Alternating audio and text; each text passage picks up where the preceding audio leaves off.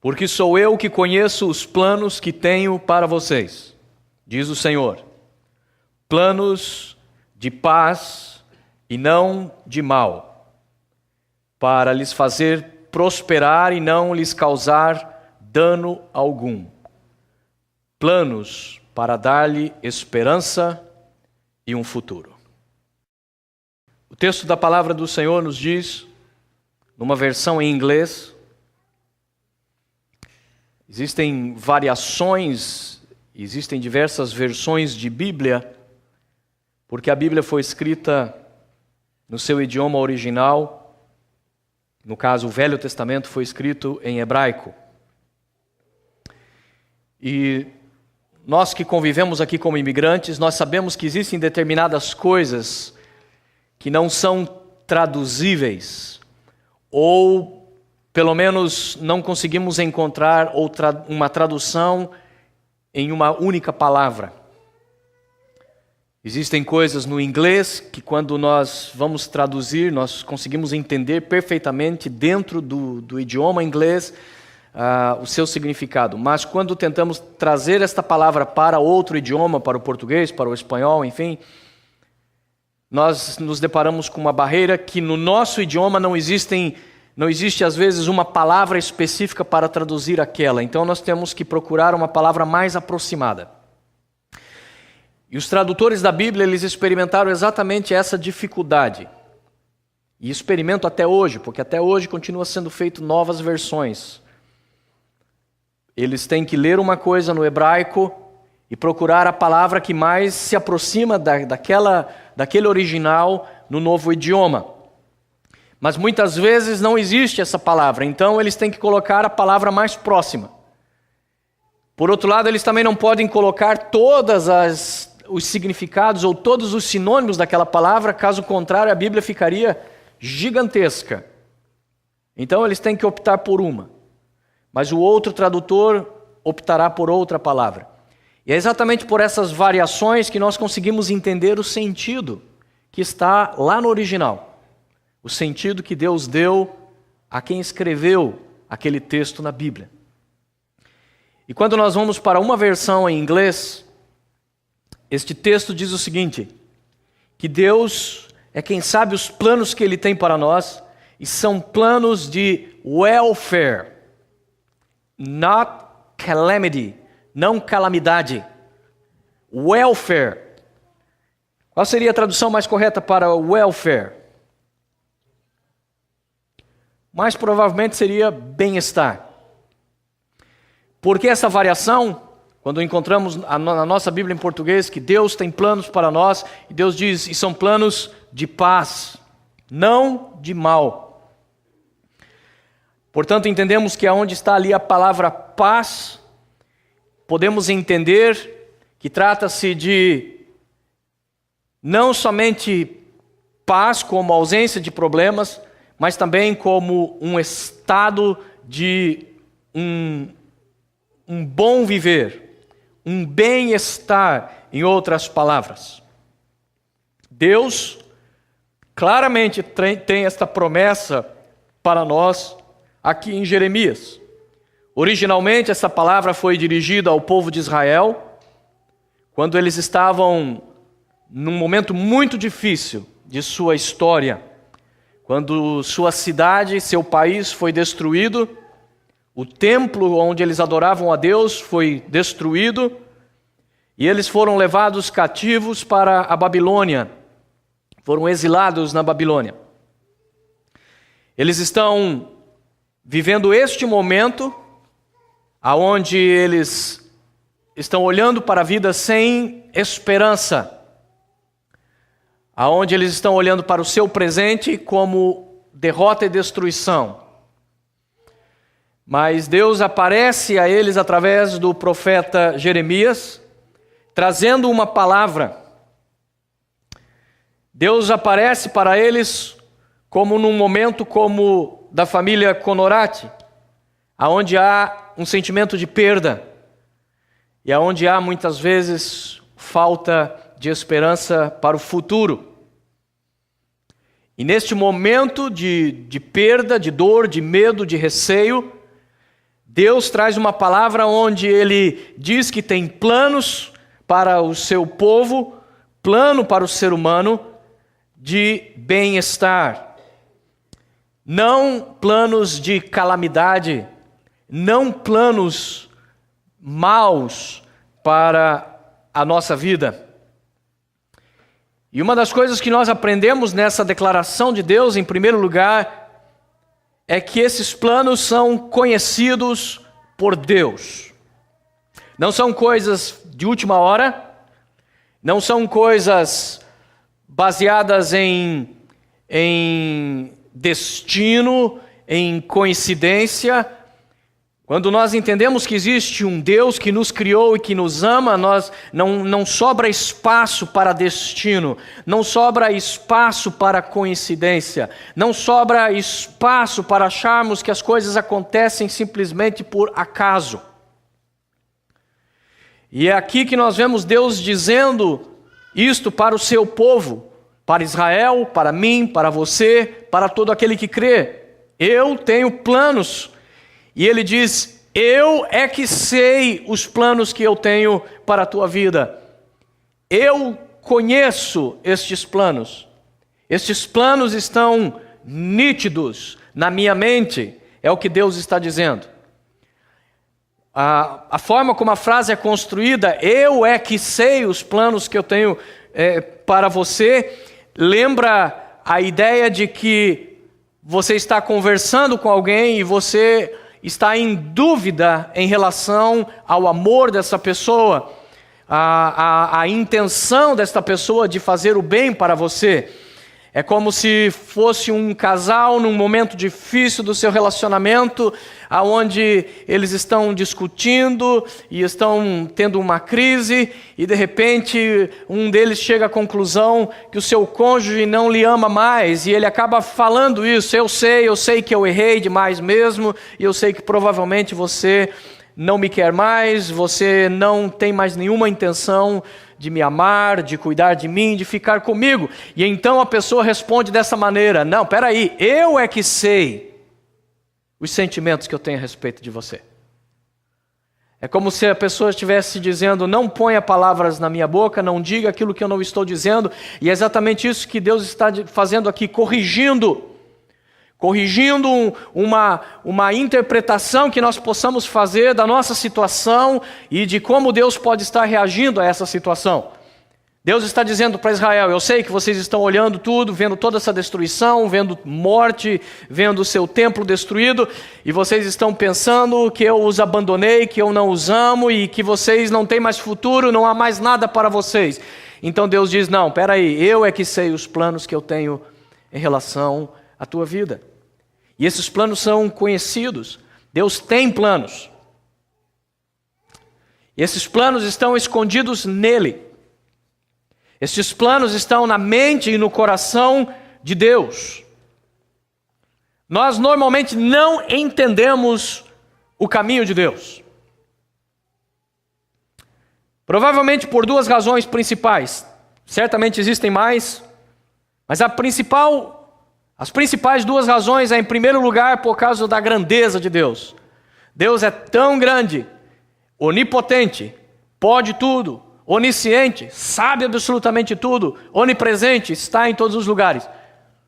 Que um Deus desse porte, um Deus desse tamanho, certamente pensa coisas que a gente não consegue entender. Seria para muito mal tentando explicar isso, seria como talvez uma criança de prezinho, uma criança de kindergarten, tentar entender um professor de física nuclear numa faculdade. Pode falar o quanto for. O que o professor está falando está certo. Mas o fato é que a criança não alcança o que aquela pessoa está falando. A diferença de conhecimento é imensamente maior. E eu creio que a segunda razão pela qual normalmente nós não entendemos Deus é porque Deus se esconde. Deus se esconde de propósito. Deus se esconde para ser encontrado. Deus se esconde para que somente quem realmente o quer possa achá-lo. Deus se esconde para se valorizar. Deus se esconde para que nós entendamos que Ele não é como qualquer outro Deus, Ele não é como qualquer outra religião, onde sempre estará à disposição da boa vontade dos seus seguidores. Não, o Deus da Bíblia, Ele diz, ou você me segue do jeito que eu quero, ou eu vou esperar por você até você se decidir. Mas enquanto você não me buscar e enquanto você não se relacionar comigo nos meus termos, da maneira que eu quero, não da maneira como você quer, nós não vamos ter conversa. E Deus, nesse silêncio e nessa ocultação, Ele faz, na verdade, despertar em nós a sede que nós precisamos ter dEle. Deus se cala para que nós tenhamos saudade da sua voz. Deus se oculta para que nós tenhamos falta dos seus braços, da sua presença, para que então possamos clamar e buscar e dizer, Deus, aonde o Senhor está? Para que possamos então suspirar como a corça e dizer, Senhor, eu quero a Ti, eu quero Tua presença, eu quero o Senhor, eu não quero religião, eu não quero só estar num culto, eu não quero só cantar belos hinos, eu não quero simplesmente me emocionar, eu quero de fato, Senhor, Te encontrar. Então por isso Deus se oculta. Deus diz, assim como os meus pensamentos, assim como os céus são mais altos que a terra, assim os meus pensamentos são mais altos do que os teus. E no Salmo 77, 19 diz assim, a Tua vereda, ó Deus, passou pelo mar, e o Teu caminho pelas águas poderosas, e ninguém viu as Tuas pegadas. É claro que ninguém viu. Quem é que vê pegada na água? Quem é que pode ver pegada no oceano? Por isso Deus anda por caminhos que na verdade nós não podemos ver suas pegadas. Nós chegamos em momentos da nossa vida onde a gente literalmente pensa que Deus nos deixou sozinhos, porque nós não vemos nenhuma pegada. Nós não vemos nenhum vestígio de Deus. Nós olhamos as histórias da Bíblia e vemos um Deus que abre mar, que faz cair fogo do céu, que ressuscita mortos. Mas apesar de já sermos crentes há muito tempo, o que experimentamos é uma sequidão. E na verdade nós dizemos, Senhor, eu quero mais, eu quero Te encontrar, Senhor, mas não, por alguma razão eu não a estou encontrando. E não vejo nenhuma pegada, não vejo nenhum indício de que Tu estás comigo. Mas Ele está. Ele só escolhe caminhos que nós não podemos entender. Mas Ele está. Deus caminha sobre águas. E Jesus deu prova de como isso é real. Amós nos diz que Deus encontra o seu caminho no meio da tormenta. Ou seja, Deus também caminha sobre vento. Quem consegue ver o vento? Ninguém consegue ver pegadas no vento, mas Deus está lá. Deus age na nossa vida em coisas que nós não podemos detectar, mas não significa que Ele não está lá. Não significa que Deus nos abandonou. Não significa que Deus não está presente. Uma das poesias mais lindas e que mais se espalhou pelo mundo, cristãs, é a famosa poesia das pegadas na areia, onde essa autora escreveu dizendo que ela teve um sonho e nesse sonho ela viu a praia e ali ela via pegadas na areia que no sonho ela entendia que eram as pegadas dela e um outro par de pegadas de Jesus andando com ela. Mas então ela ia percebendo que à medida que ela entrava nos momentos mais difíceis da vida dela, nos momentos de dor, de sofrimento, de luto, uma dos pares de pegadas desapareciam. E ela começou a ficar intrigada e começou a ficar com o coração tumultuado naquele sonho. O que é isso? Por que que justamente nos momentos que eu mais preciso de Deus, Deus se vai? E eu não vejo suas pegadas? Eu fico sozinho. E então ela clama ao Senhor: Senhor, eu não entendo. Por que isso? Porque o Senhor me abandona e me deixa sozinho? E Jesus disse: não, na verdade eu não te deixei sozinha. Na verdade, aquele par de pegadas são meus. Porque nos momentos que você passa pelas suas maiores lutas, eu te carrego no colo. Nós normalmente não entendemos isso. Nós temos dificuldade de conceber que Deus tenha um plano para a nossa vida.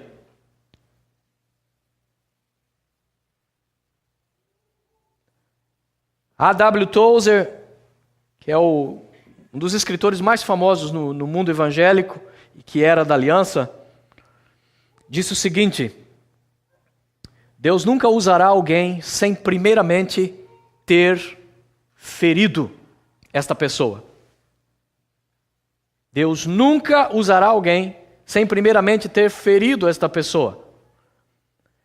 Quando alguém entra para o ministério, quando alguém começa a ser separado para ser um obreiro, para ser um pregador, para ser um pastor, meu amigo, sua mente e seu coração estão cheios de sonhos.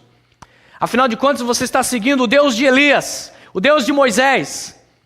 Então você se imagina pregando e multidões aceitando Jesus, você se vê expulsando demônios e uma renca de demônios indo embora à medida de cada passo que você dá, você vê o diabo fugindo de você vê a cada culto você falando 2 palavras e 50 em línguas estranhas, porque o poder de Deus vai envolver a sua vida. E a gente sonha com isso e persegue isso, mas não vai demorar muito tempo para cada obreiro, para cada pastor descobrir que a história não é bem assim. Se fosse fácil, nós teríamos muito mais heróis da fé. Nós vamos descobrir que Deus vai ferir aqueles a quem Ele chamou. E a razão pela qual Ele vai ferir é porque Ele não quer crianças trabalhando para Ele, Ele quer homens e mulheres trabalhando para Ele. E Ele vai ferir para amadurecer. Ele vai ferir aquele que resolve seguir a Deus, para depois poder usá-lo. Veja a história de Pedro. Jesus chega para ele e fala: me siga e eu te faço pescador de homens. O cara era pescador de peixe a vida inteira, filho, neto, tataraneto de pescador de peixe. Ele já tinha visto Jesus dizer para ele: joga a rede do outro lado. Ele fala: Senhor, eu sou perito nisso, tradição de família nisso, e tenho pescado a noite inteira, não peguei nada. O senhor é carpinteiro, não entende nada de peixe, a não ser um bom peixe frito na mesa. De pegar mesmo peixe, o senhor não sabe de nada. Mas eu confio em ti. E por causa da tua palavra, sob a tua palavra, eu vou lançar as redes. E ele viu que o carpinteiro sabia mais de peixe do que ele. A essa altura do campeonato, quando Jesus chega para ele e diz: eu vou te fazer pescador de homens, ele já ligou a coisa uma com a outra. Já ligou. Podia ter só 2 neurônios, o tico e o teco, mas já ligou as 2 coisas rapidinho, porque não era difícil de ligar.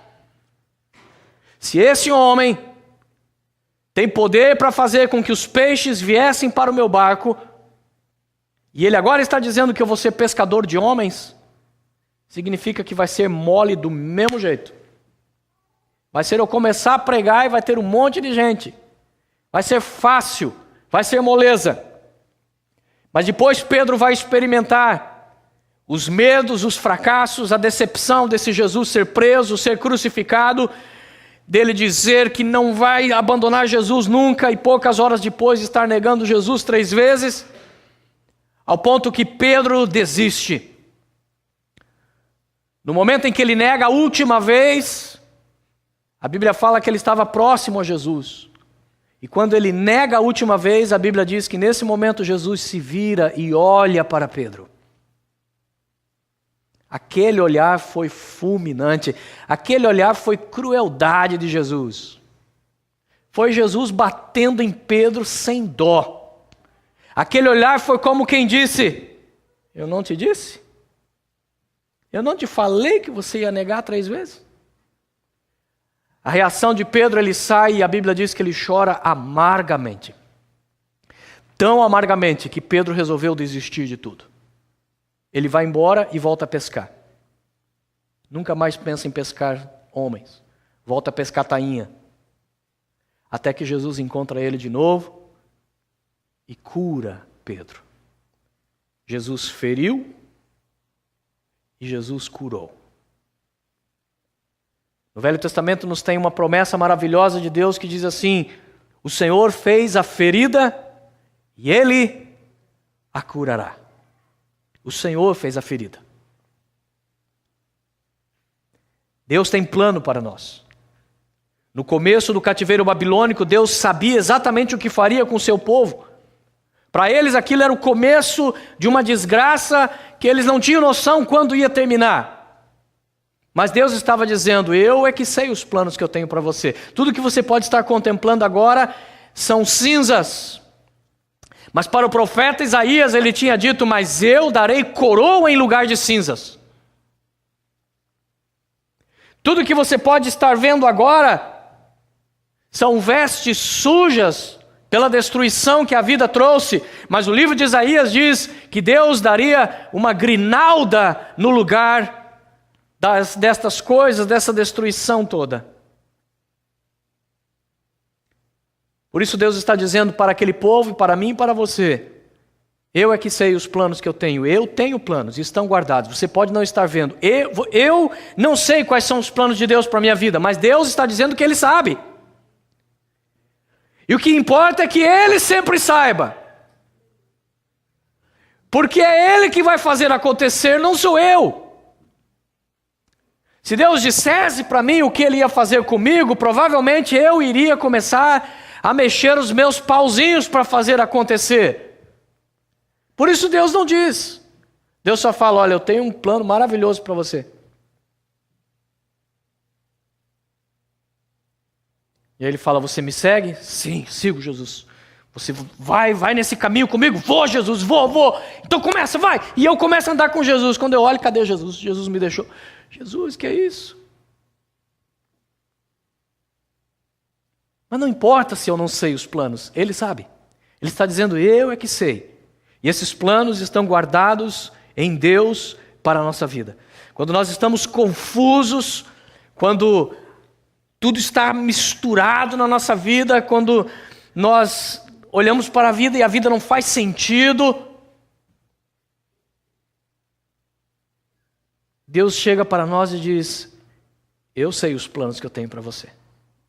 Não importa o quanto os teus passos estejam embaralhados, não importa o quanto a sua cabeça esteja confusa, não importa o quanto o seu coração esteja ferido, eu tenho planos e eu sei muito bem que planos são esses.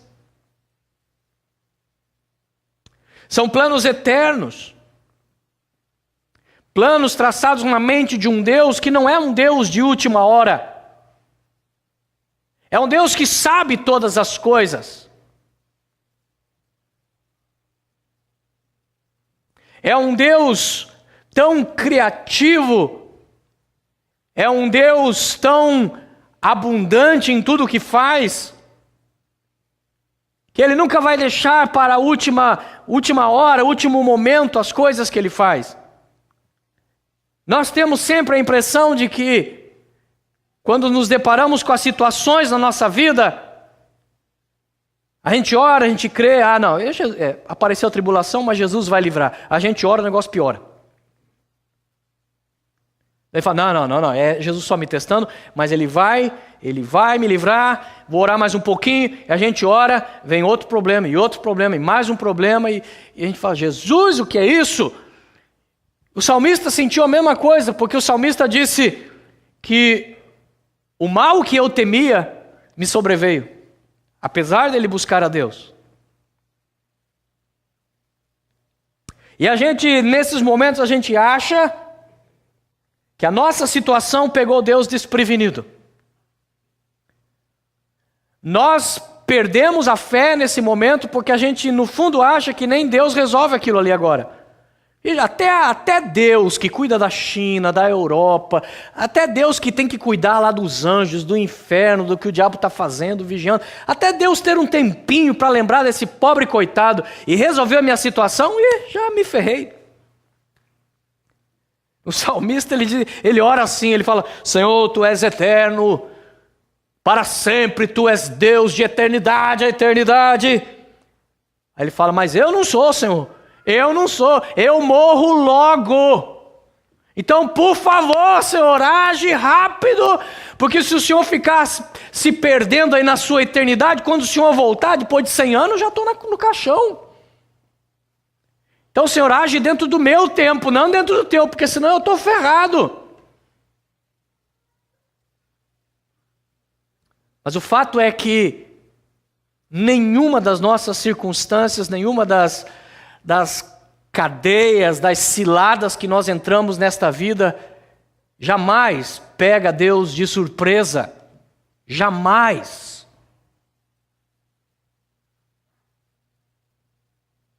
Nada. Quando é que você acha que Deus planejou a salvação? Depois que o homem pecou? Você acha que soou um alarme lá no céu na hora que Eva pegou e deu a primeira mordida? E daí se reuniu o conselho dos anjos e a trindade se reuniu, a portas fechadas, falou: o que a gente vai fazer agora? Olha a presepada que Adão e Eva fizeram, como é que a gente vai resolver esse negócio agora? E aí eles: não sei, como é que vamos fazer, não sei. Hebreus nos diz que Deus planejou a salvação do homem antes da fundação do mundo. Apocalipse nos diz que Jesus é o Cordeiro que foi morto antes da fundação do mundo. Ou seja, antes de Deus criar o universo, antes dele criar o sistema solar com a Terra, antes dele criar o homem e colocar ali, Deus já sabia que o homem iria pecar, já tinha planejado como Deus iria redimir o homem. Jesus já havia se oferecido e dito: me envie, eu serei o Cordeiro. O Pai se prontificou a enviar o seu Filho amado. O Espírito Santo se prontificou a glorificar Jesus na terra, sem que nem sequer o homem ainda existisse. Nenhuma circunstância da vida pega Deus desprevenido, porque Deus tem um plano para a tua vida com Ele. Como é que você acha que você veio à existência? Você acha que foi assim? Tua mãe e teu pai tiveram uma noite lá maravilhosa de amor e de repente o espermatozoide encontrou o óvulo e Deus falou: mais um bebê, agora temos que criar uma alma aqui rapidinho para ele. Manda lá. Como é que vai ser o nome? Não sei. Vixe, a gente já usou tanto nome. Deixa que os pais resolvam. O que vai ter para a vida dele? Sei lá, vamos deixar. Vamos deixar a vida correr. Vida leva eu, né? Não é isso que a Bíblia fala.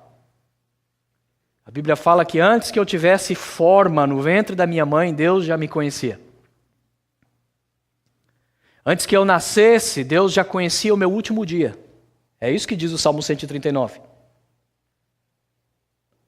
Antes que eu abra minha boca para falar qualquer coisa, Deus já sabe. É tipo mãe, que o filho fala: mas mãe, ela falou: não. Mas eu nem falei. Não. Mateus uma vez falou não sei o que com a Sideni. E ela falou: não, e saiu andando. E daí gritou para ele: e para de fazer cara feia nas minhas costas. Ele: meu Deus, essa mulher é uma bruxa, ela consegue ver as coisas.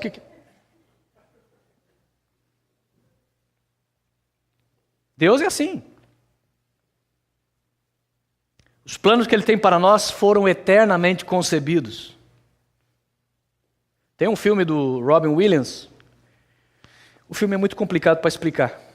Mas basicamente o ponto que eu quero mostrar é que ele volta num num tempo, ou melhor, ele vai adiante num tempo e ali ele encontra duas crianças que se tornam grandes amigos dele.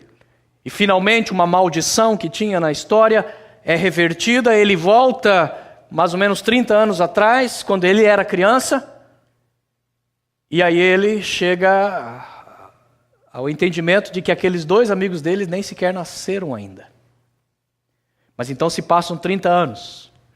E Robin Williams então um dia está fazendo uma festa de Natal e ele já sabe que agora os seus amiguinhos já nasceram, ele já sabe que eles já estão naquela idade com que ele encontrou com eles, e ele está todo ansioso. Será que eles vêm? Será que eles aceitaram o convite? E eles conhecem, ele sabe muito bem quem são aquelas crianças, porque ele já conhecia aquela criança, ele já amava aquela criança sem que elas soubessem dele naquele tempo. É algo mais ou menos assim com Deus. Quando estamos para nascer, Deus fala: finalmente, esperei tanto tempo por ele, faz 2000 anos no mínimo que eu estou esperando para esse caboclinho nascer. E depois que nasce, você fica reclamando: não sei por que eu nasci, fui um acidente. Você foi plano de Deus.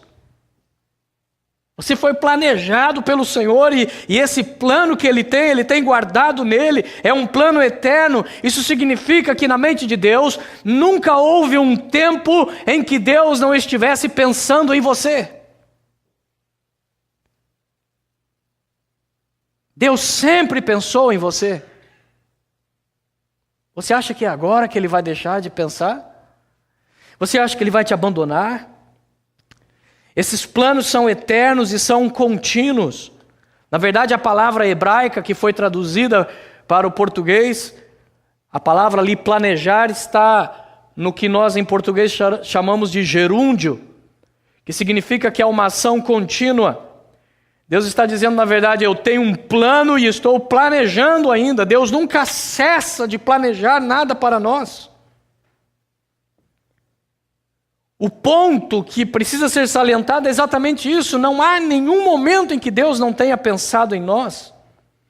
Não é destino ou as estrelas que determinam qualquer coisa na nossa vida. Foi Deus que determinou o nosso caminho. Caminhos que a gente não entende como é que foi dar naquele jeito, mas Deus estava lá. Deus estava acompanhando. Esses pensamentos de Deus sobre nós é exatamente o que o salmista expressa no Salmo 39, quando ele diz: como são preciosos para mim os teus pensamentos, ó Deus, como é grande a soma deles, se eu os contasse, seriam mais do que os grãos de areia, se terminasse de contá-los, eu ainda estaria contigo. E que pensamentos são esses? O Salmo 139 mostra que são os pensamentos de Deus sobre ele, que já o conhecia quando ainda não tinha forma, que já o conhecia antes de nascer.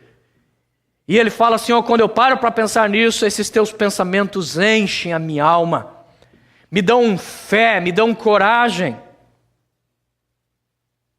Se Deus tem um plano eterno para a tua vida, se esses planos são conhecidos dele, estão na mente dele, se esses planos são contínuos, isso significa que os planos dele são adequados.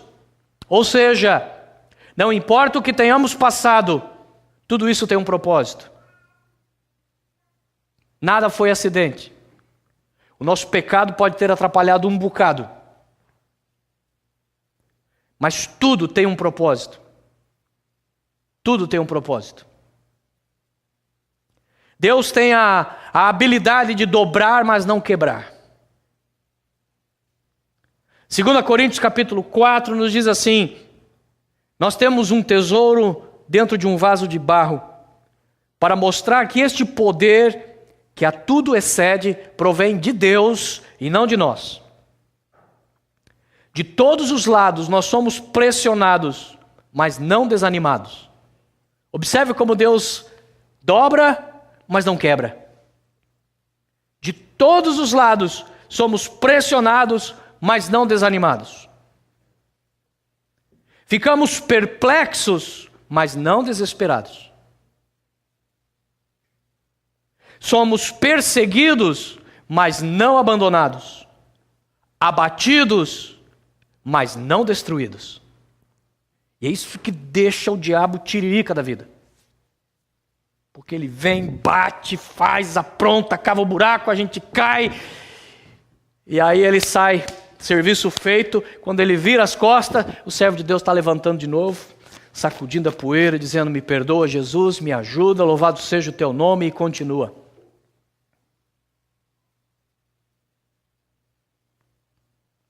Porque um servo de Deus nas mãos de Deus pode ser dobrado, mas nunca é quebrado.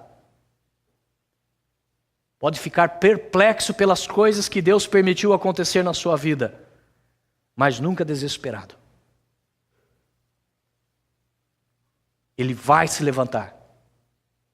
Porque a promessa de Deus é que aqueles que creem no Senhor e aqueles que observam a sua palavra, eles serão como carvalhos de justiça, plantados pelo Senhor para a sua glória.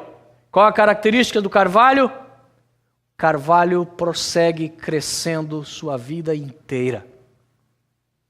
O carvalho prossegue se tornando cada vez mais robusto.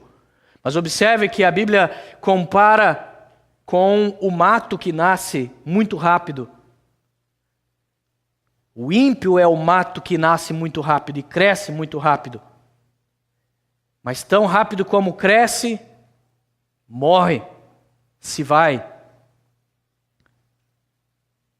O ímpio, o homem sem Deus, pode crescer, fazer e acontecer. Mas porque não tem Deus, tudo que ele faz não dá em nada. Pode ser milionário. Pode ter todas as mulheres que quis. Pode ter tido todas as facilidades desta vida. Mas nunca teve paz. Nunca teve alegria verdadeira. E no dia da sua morte, ele terá que dizer, como o milionário Joaquim Onassis, que agarrou no paletó do seu doutor e disse: eu te dou metade da minha fortuna se você conseguir curar o meu câncer. E o doutor disse para ele: sinto muito, tudo que podia ser feito por você foi feito. Ele descobriu que o dinheiro não conseguiu comprar a saúde. Pôde comprar o remédio e contratar o melhor médico. Pôde até comprar o hospital, mas não pôde comprar a sua vida. Já o servo de Deus não. O servo de Deus é devagar e sempre. Devagar e sempre. Vêm as tormentas da vida, vêm as nevascas e cobrem aquele broto de carvalho, e as pessoas olham e dizem: agora morreu o miserável do crente. A neve derrete e está lá o carvalho crescendo. Depois vem o incêndio na floresta e queima todas as árvores, inclusive o carvalho. Ou vem o furacão e derruba o carvalho, ou quebra e deixa só o toco. Mas o que acontece com o carvalho? Deixe só o toco, ele volta a brotar. Ele não desiste de continuar vivendo e vencendo. Ele não desiste de continuar querendo se tornar um carvalho. Assim é Deus para conosco, por causa dos seus planos para as nossas vidas. Planos bons, porque Ele diz: os meus planos são para te dar um bem-estar. A palavra que está ali em hebraico é shalom.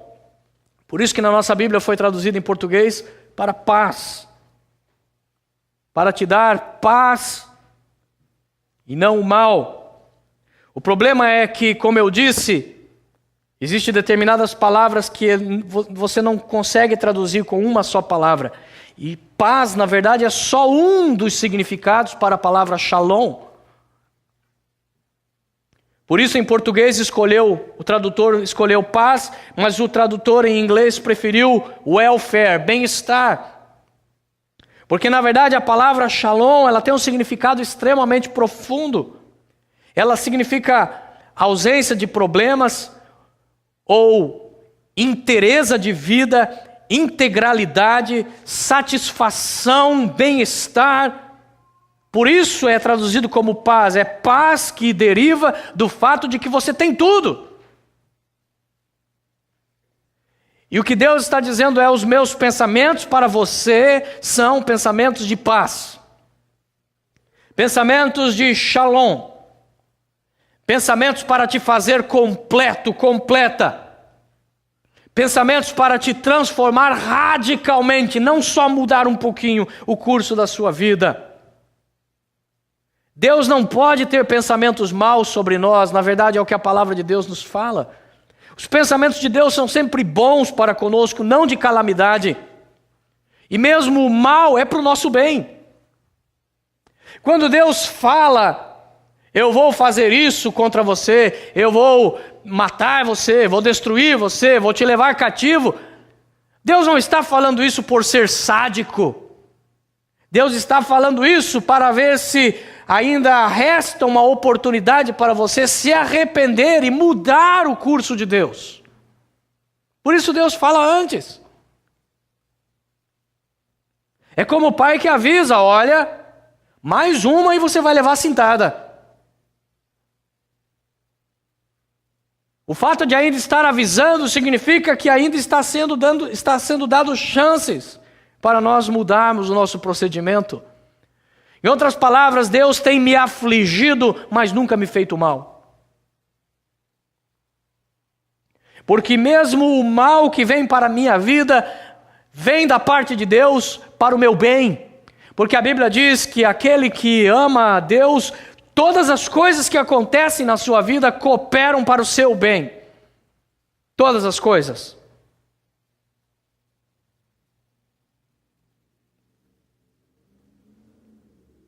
Eu venho te dar paz e não o mal, para que você tenha um futuro e uma esperança, Deus diz. Esperança é o oposto de desespero. Interessante que a palavra esperança em português, espanhol, ela vem, a raiz é esperar.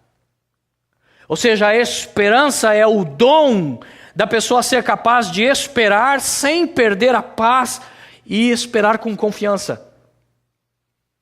Esperança, exatamente, eu vou esperar, porque meu coração está cheio de confiança de que aquilo que eu espero é meu.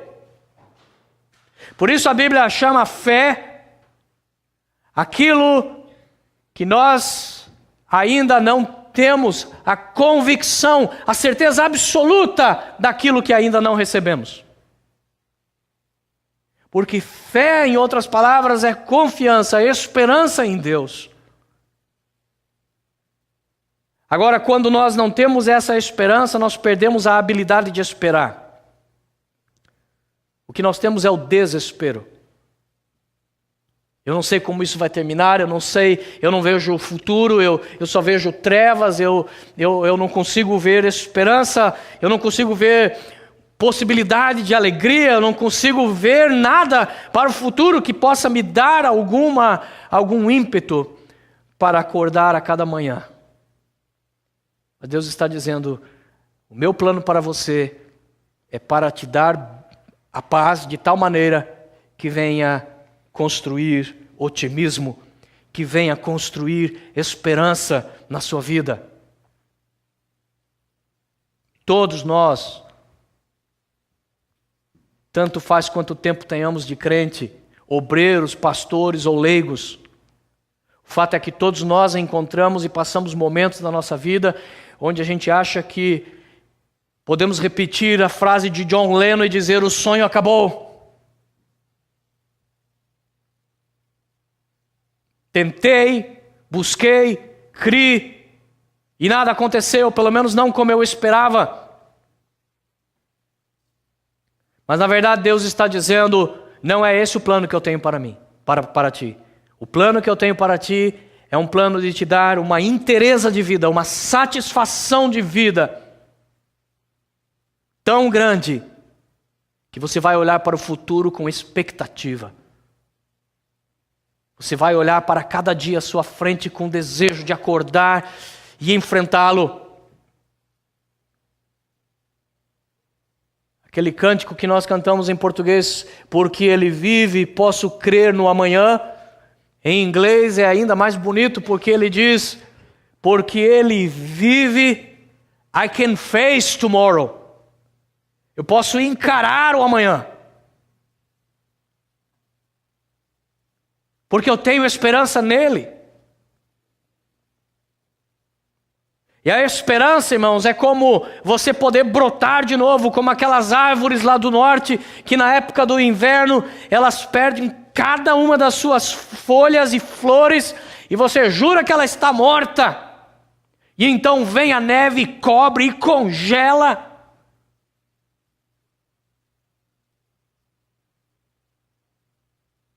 Mas o gelo não é para sempre, assim como nossas tribulações e lutas e tentações. E de repente aquilo que parecia morto volta a brotar e volta a ter vida e volta a florescer e volta a dar fruto. É isso que Deus quer para a nossa vida. Que você consiga superar esses momentos de sequidão, esses momentos de devassidão no seu coração. E possa voltar a olhar para o futuro e dizer: Senhor, eu creio em Ti. Possa dizer como Pedro: pesquei a noite inteira e nada peguei, mas sob a Tua palavra continuo pescando. Sob Tua palavra lanço a rede uma vez mais, e outra vez, e outra vez. E quantas vezes o Senhor disser: vou continuar. E a essa altura talvez você está perguntando: se Deus tem um plano tão bom para mim, por que é que eu não vejo acontecer? Existe alguma condição? Existe. E é o verso seguinte. É o verso 13.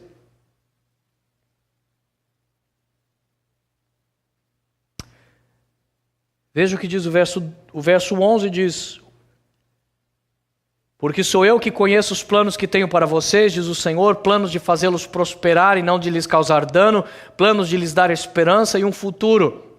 Então vocês clamarão a mim, virão orar a mim, e eu os ouvirei. Vocês me procurarão e me acharão quando me procurarem de todo o coração. Lembra que eu falei que Deus se esconde? Olha o que ele diz aqui: e eu me deixarei ser encontrado por vocês. Quando você me buscar de todo o seu coração, você vai me encontrar, e ao me encontrar, você vai encontrar todo o plano que eu tenho para a sua vida. Mas se nós não buscarmos a Deus de todo o nosso coração nesta vida, nós teremos desperdiçado todo o grande propósito que Deus tinha para a nossa vida. Teremos rastejado nesta vida como um verme, sofrido como um miserável, quando na verdade Deus tinha planos de reis e rainhas para nós. E o segredo está: me busque de todo o seu coração. Provérbios diz: aquele que me procurar de madrugada me encontrará. Talvez você diga: mas esse verso está falando sobre a sabedoria. Mas a palavra de Deus nos diz que Jesus é a sabedoria da parte de Deus. Portanto, se eu buscar a Jesus, Ele vai se fazer presente na minha vida. Busque a Deus, e você descobrirá o plano que Ele tem para a sua vida. As lágrimas serão de contentamento. O choro será pelas coisas que Deus chora, e não pelas tuas frustrações. Porque você será recebido por Deus como filho, como filha, como herdeiro. Deus colocará o anel de herdeiro no seu dedo. Deus colocará sandálias nos seus pés. Deus te colocará a melhor roupa e te preparará uma festa, porque é isso que Ele planejou para você séculos antes de você ter nascido. Mas o segredo para nós experimentarmos isso é em Deus. Porque o plano, Ele diz: eu é que sei os planos que eu tenho para a tua vida. Esses planos estão nele. Só consegue experimentar esse plano quem começar a buscá-lo de verdade.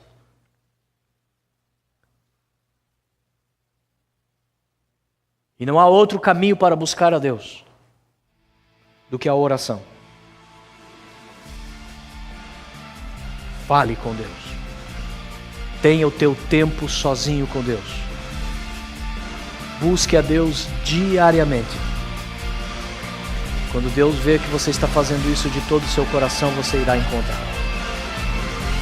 E ao encontrá-lo, Deus terá um pacote maravilhoso, um presente maravilhoso na sua mão, escrito: meu plano para você.